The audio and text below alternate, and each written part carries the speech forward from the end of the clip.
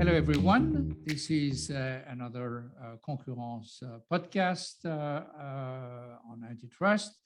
I am with Eleanor Fox, who's professor at NYU Law School. I'm Frédéric. I'm teacher at ESSEC, and I chair the OECD Competition Committee. And we are going to talk about public interest. So Eleanor, you know that the discussion has been in many countries at OECD and in many international forums, whether the narrow consumer welfare goal of competition law is in fact too narrow, and whether competition law should have, and competition law enforcement should have wider goals. And within those wider goals, there are public interest goals, and within the public interest goals, there are economic public interest goals and even non-economic public interest goals. So what do you think of this debate? Do you think that we're about to see a change in the goals of competition and the inclusion of public interest? Thank you, Frédéric, and hello, everyone. That is one of the big issues of the day. Is public interest a proper part of competition law? I would like to start by saying a number of countries and a number of individuals do talk about the goals of competition as consumer welfare. Often they talk about the goals of competition as making the market work and market process. And I see the public interest goals as outside of the realm of making the market work. Goals that are not to make the market work, but to achieve another value, a social value that the nation wants to achieve. Within various nations' competition laws, there are various treatments of public interest.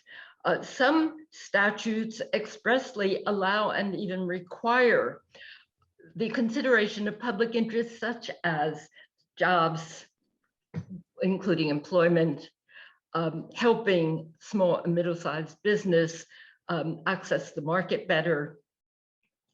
And today, a really important public interest goal of many nations is sustainability. The nations range quite widely in how their law itself deals with the public interest. So US, for example, has, it says, no room for public interest other than the usual competition market goals. Whereas South Africa has very explicit public interests built into the law. And indeed, they just had an amendment to make it clearer that certain public interests should be more prominent, such as the long and heinous left out majority in South Africa should get a better share of the distribution of ownership in business.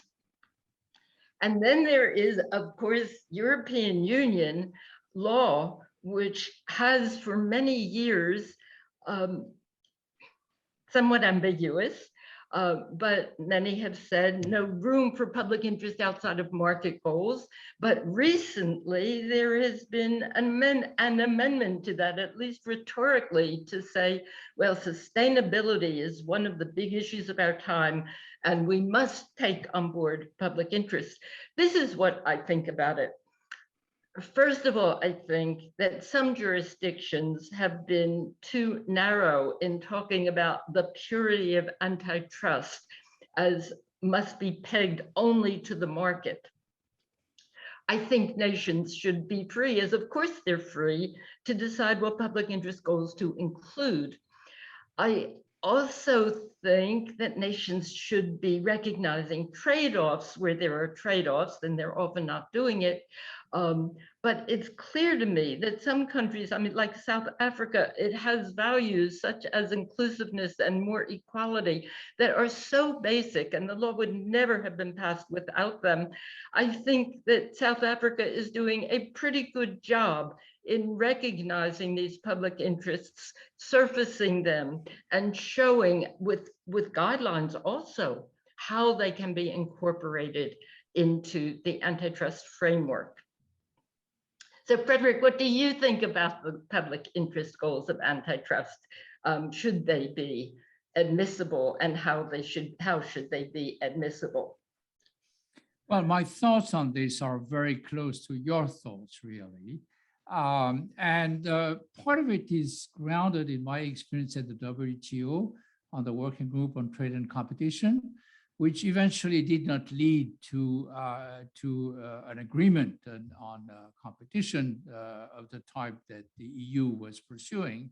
But I remember a conversation with Pascal Lamy in which she said, you know, one of the difficulties of competition is that in a lot of countries, people think that limiting the freedom of firms is not justified sufficiently by the desire to promote consumer welfare, because this is a very, very narrow issue, which is the reason why many countries add other goals, which are very important. Starts with Canada with the promotion of the competitivity of the Canadian firms. Why? Because Canada has this big brother next to it and is afraid of the competition of the very large American firms. And one can understand that this is an issue for Canadians. So I think that where I completely agree with you is that, first of all, I think that countries should adopt the goals for competition law that they see fit. I think it's worthwhile to say that trying to promote consumer welfare should at least be part of the goals, but whether it should be limited, whether competition law should be limited to this, I don't think that's realistic. And by the way, I think that the US was a bit of an outlier from that point of view, because when I look throughout the OECD, I see that most competition laws have pursued several types of goals, some of which are closely related to consumer welfare, and others are more distantly related to consumer welfare, whether they are social or even economic. But I just want to add that, okay, I just said that in the US, there's been this firm belief in a narrow consumer welfare.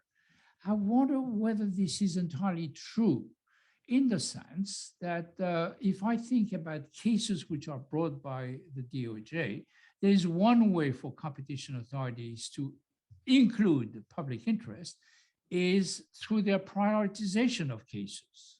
And I'll take two examples coming from the US, and I'll ask you what you think about those examples. But under the previous administration, I read that the DOJ spent a lot of resources trying to go after mergers in the cannabis industry, because there was this notion that maybe this industry was not entirely legitimate, or for whatever reason. Equally, during the previous administration, the Department of Justice went after the agreement between 4 automobile manufacturers and the state of California, who had agreed to reach stricter standards than the federally imposed standards of pollution. Okay. To me, this is in fact pursuing goals which are not directly consumer welfare, but are public interest goals in disguise, by using one of the instruments, which is not in the law, but which competition authority can actually use, which is prioritization of cases. So I think that's very interesting. So what you have underlined is that in the United States, where we say we don't use public interest at all, in fact, the administration's view of what is the public interest controlled their selection of cases. And not only that, those cases were in fact somewhat scandalous, because there was no good merger case to be brought. That is, they couldn't win a case for those tiny cannabis mergers. So that's at one extreme of bringing into the antitrust field what is not a consumer welfare issue, what's really a public, either a public interest or a value in issue, surreptitiously. I wanted to look at the other extreme, where public interest is actually on the table as being properly incorporated. I wanted to raise the issue of distributive effects because in US, we say antitrust is about allocation of resources. You can't look at, this is the orthodoxy, you can't look at distribution. You can't look at who wins and who loses because, and this is again the orthodoxy, that you undermine the efficiency. In fact, I think in most of the rest of the world, and especially in the developing world, the distribution issues, that is who wins and who loses from the antitrust enforcement, is very much on the table and is as high profile as the efficiency goals. So that if you find that, for example, a merger or a conduct is consistently hurting the people, the poorer or middle class people, and consistently helping only the elite, this is a very relevant factor, the distribution of resources. I think the time has ended when allocation alone is a proper focus, and that distributive issues actually almost as much, or maybe as much as the sustainability issue, is on the table today in view of the increasing disparity of wealth and income and the growing gap. People are concerned, and they're properly concerned, that the antitrust law doesn't simply perpetuate that growing gap. Yeah, I completely agree with you, and I think that the origin maybe of the problem is the following. Economic theory suggests that if there is competition in markets and there are no externalities, this is going to lead to an efficient allocation of resources, and this is going to be desirable for society. But this mechanism is based on the idea that the factors, both capital and labor, are completely flexible and can migrate from one activity to another.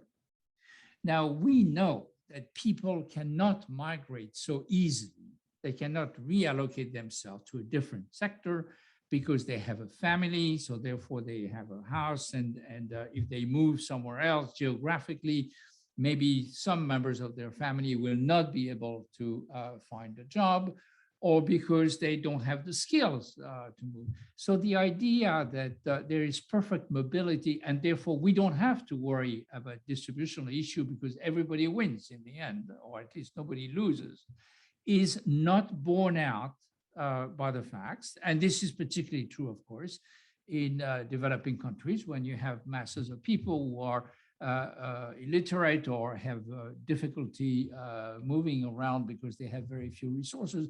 They are even more immobile than in some other.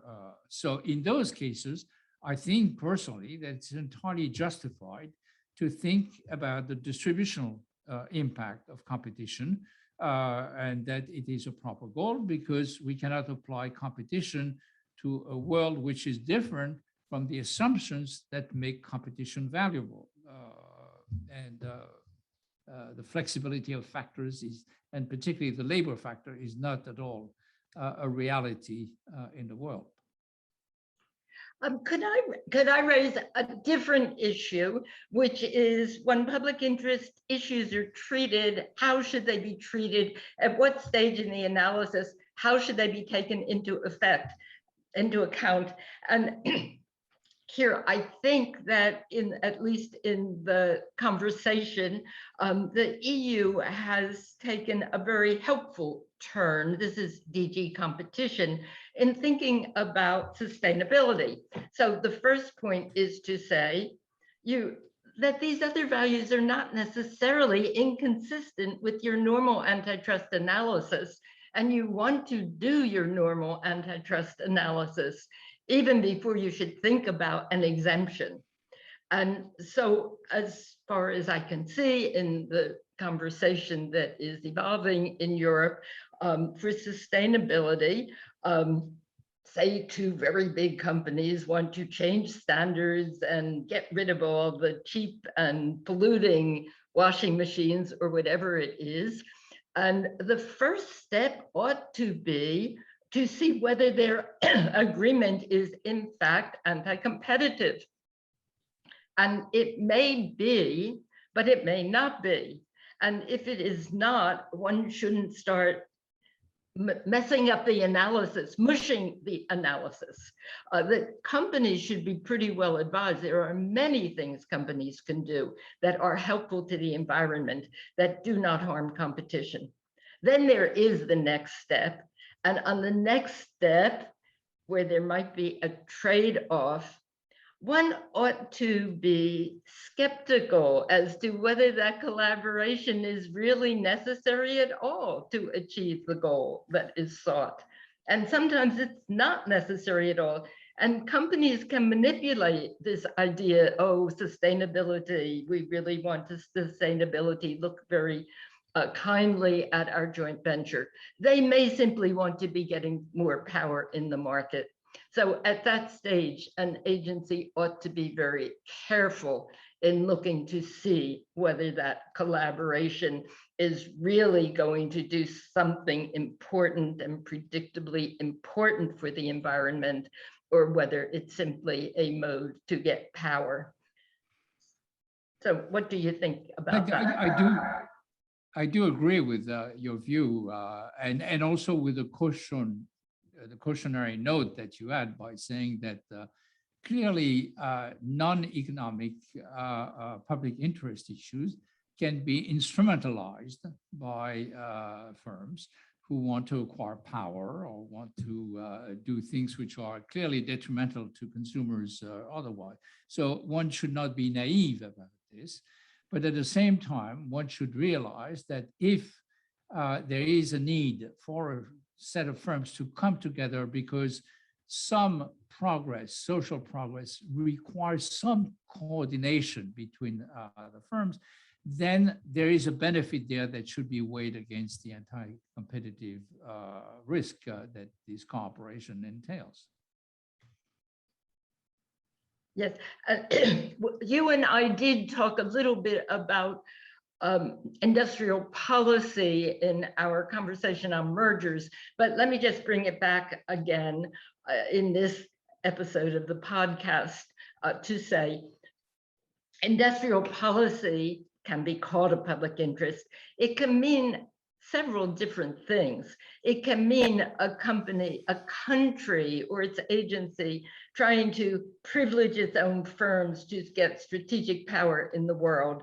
And I think you and I agree this is not a good idea, and it is outside of the norms of competition law.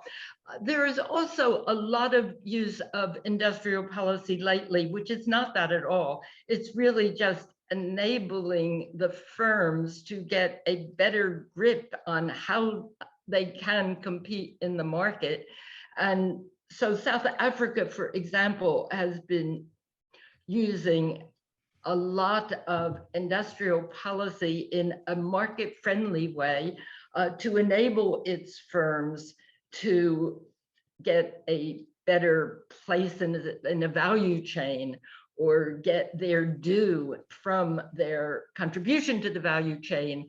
And in that respect, I think we're going to have to be looking at industrial policy in a more open way, not a just negative way, assuming that it's a strategic advantage, but also looking to see whether it's market friendly, actually to help the market work better. Do you agree with that, Frédéric? Yes, I think there are, I mean, to me, first of all, there is no opposition between industrial policy and competition policy. And I think, by the way, I've already mentioned that in the US, you have a very good mix, in fact, of very strong industrial policy, but respecting the principles of, in the procedures, respecting the principles of competition policy. But what is the scope of application? Three things, I would say. The first one is the case of a market failure, Okay, so in that case, it's entirely justified that you don't apply blindly competition orthodoxy to a case where competition is not going to bring the expected benefit. And in those market failure, there are externalities. The second one is, of course, the case where you need the government to help reallocation of resources. We are, for example, in Europe, okay, a lot of firms have not migrated to the cloud because it's very costly to them, and because, okay. So the result is that technologically, they are not as efficient as they could be, okay. And anything which is done to try to develop the cloud industry to facilitate the transition, the migration of firms towards the cloud is something that increases efficiency. So this is an area where government can help reallocating the resources by helping some project, while at the same time respecting competition by funding competing projects, seeing those the projects that work well and abandon the ones that are underperformers. And the last case is coordination. And there, the electric car is the obvious example. I'm not going to start producing electric car unless I know there are plugs, and vice versa. I'm not going to install plugs if there are no electric cars. So we need everybody to agree, and we need the government to guarantee that this is a policy which is going to be to continue. I don't see that any of those cases are cases where that clash with competition law and what competition law enforcement is supposed to do. We're trying to facilitate the reallocation of resources to push for the efficiency. So I think that industrial policy measures of that type can lead to complement, they complement competition law enforcement rather than contradict it. Thank you very much, Eleanor. And we will move on to the next podcast. Thank you.